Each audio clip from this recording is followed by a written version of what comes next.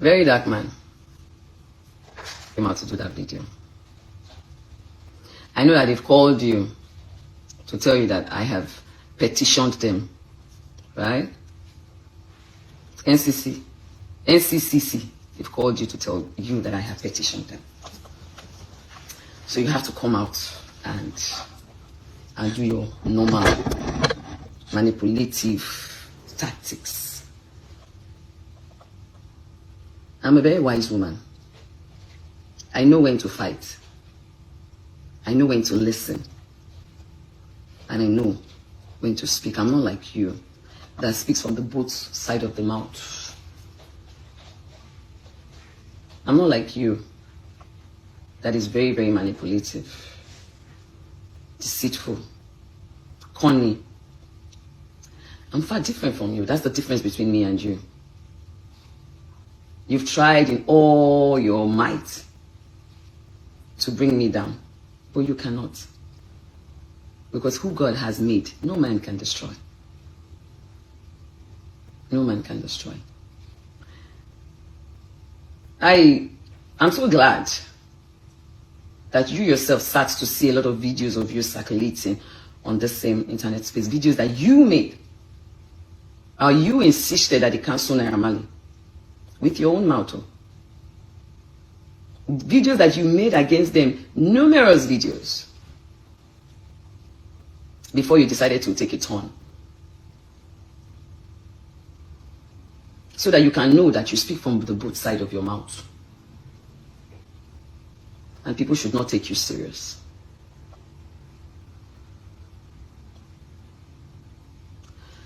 Guys, let me go straight to it.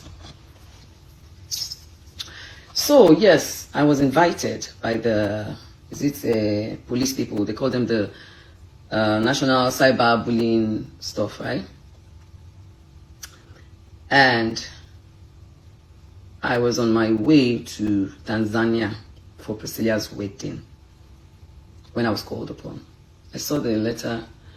I sent it to my lawyer. I put a call through. I sent a message that I'm not going to be around, but when I come back, I would honor their invitation. So I traveled and came back. When I came back, they responded with a letter and asked me to pick a date. I picked the date. And we went, me and my lawyer, we got to Abuja. I didn't know why I was invited, but I had an idea.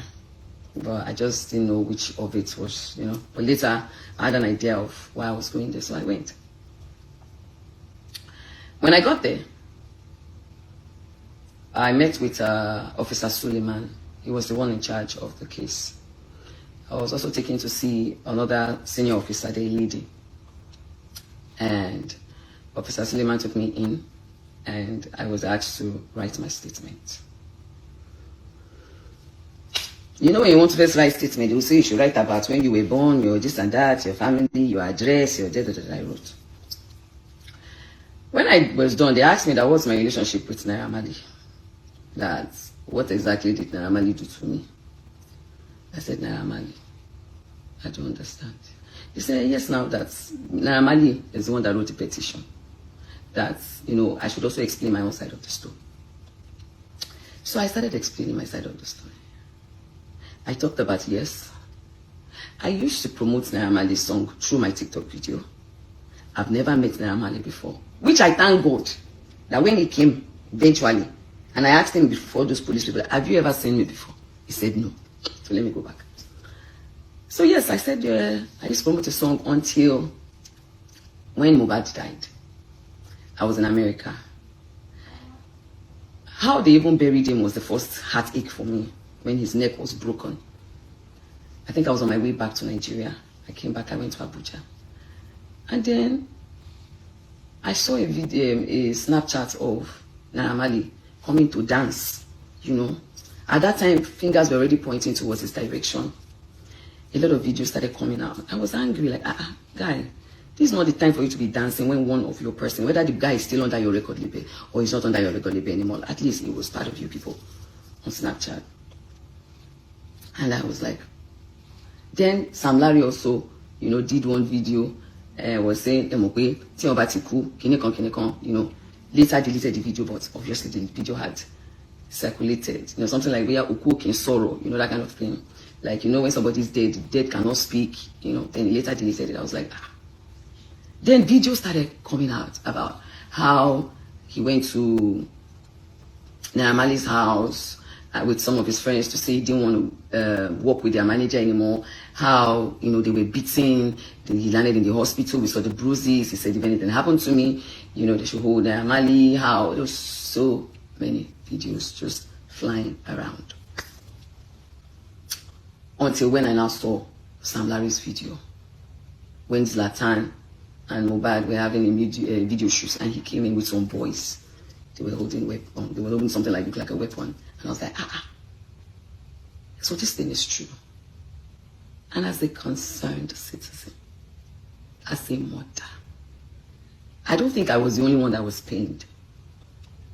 Because if I was the only one that was pained when we did the candle night, I don't think the whole world would have done that. The candle nights that he did for Mohbad. We all came out. And I used my platform. Because a lot of narratives were flowing during that time. We had the narrative of the friend. You know, they say they're acting with ring. We had another narrative, you understand, about so many things. And then when Sam Larry's voice came out, when he said, what he basing? What he basing means that they have buried him. All stations settled. I said, I don't want to believe. But with all these things that are going on, it's very glaring that Sam Larry bullied Mohbad. And what we saw in happened in Naira Marley's house, where he was beaten, his neck, he had a teeth bite and all that. Then Naira Marley bullied Mohbad. And I was angry. Now what you see will definitely bring a reaction. What you don't see might not bring a reaction. So we did not see how he actually died. We only knew a nurse gave him injection, blah, blah, blah. You understand? So definitely we need to find out exactly what happened in that house. Even though me and some of we concerned people are angry with all the videos that we were seeing about the bullying. And he also wrote a petition. And he sang it in his songs. And he wrote it on Twitter. He put it there on Twitter. The Twitters are there. Internet never forgets. It's not like we just saw only those videos. Though. When Mohbad was alive, he put them on Twitter. He did videos mentioning Naira Marley's name, the Malian's name, and Sam Larry's name. They are there. So that is one thing. I said the other one was to find out exactly what happened in the last few hours before he died. I'm not a police officer. That is not my job to do. It's a murder case. And we must allow the right authorities to do that. So what did I do? I took my foundation up. The day I came out to do the first video, already I contacted my lawyer. And I said, I have a foundation. My foundation fights for things like this. So I took up that duty. Do you understand? To write to all the right authorities. And one of the first things I pushed for was for his body to be exhumed so that an autopsy can be carried out, so that we can know exactly what killed him. Number 2 was to revisit all those that bullied him.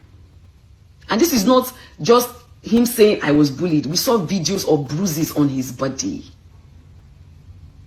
We saw when Sam Larry came in to say, oh, Nikuro bi Bailini. And after that, we saw a video of bruises on his head. And someone said, see what Sam Larry did to Mohbad. So, are we supposed to just ignore all those videos and act like it doesn't exist?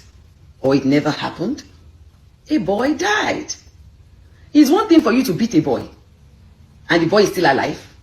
That can fight for himself. And it's another thing for you to beat a boy. And a few months later, the boy is dead and this video comes out. Any sane country would want to visit it. Except you people are telling me that bullying is okay. That was the second thing. The third one was so that he gets a befitting burial. Because myself and a lot of people were concerned about the way he was buried. His neck was broken. And so I wanted them to make sure that he gets a befitting burial. The thought was that he was crying when he was alive, that his royalty was not given to him. So I also wanted the government to look into it, to help see that his royalty can be gotten and given to his family. At least he has a father, a mother, a son, and a wife. I don't know whether these things I did were wrong. That was what truly happened. So I'm still coming back. Oh, let me finish. So they asked me to write everything I know down, and I wrote. Then they brought out a video, a 3-second video of where I said,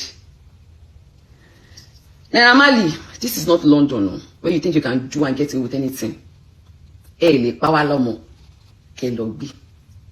said I accused him of murdering Mohbad. I said no. I said this is a 3 seconds video. I said unfortunately this video has been for a while now, so I can't remember word for word, but I know that in this same video, me, I'm a Yoruba woman. The problem that I was saying was that you guys cannot kill this guy emotionally, spiritually, and physically because of the bullying. It's not physically, Daddy, mentally rather, because of the bullying. Right? They said, okay, I should write it down. I wrote it down. My lawyer now said, you cannot base your judgment on a 3 seconds video. This video was very long, so we need to watch everything. And I said, because in this same video that people are claiming, I said it that. I said, I said, I'm a Yoruba woman. Do you understand? And that is how we speak. I said, but in the same video, I said, I'm not saying I'm the one that killed him. I'm talking about the bullying. That, okay, if you did not bully him, and your Malians were bullying him, and Sam Larry was bullying him, what did you do? I said, you need to come and explain what you did. I said, at least I remember some of the words. Because at that time when I was there, I had not even watched the video in a very long time, but I could remember what I had said. I said, but if I concluded within myself that Naira Marley was the one that killed Mohbad, I would not have written a petition to ask that his body be exhumed now. There would have never been anything like coroner inquest because he was already buried, cemented, safe.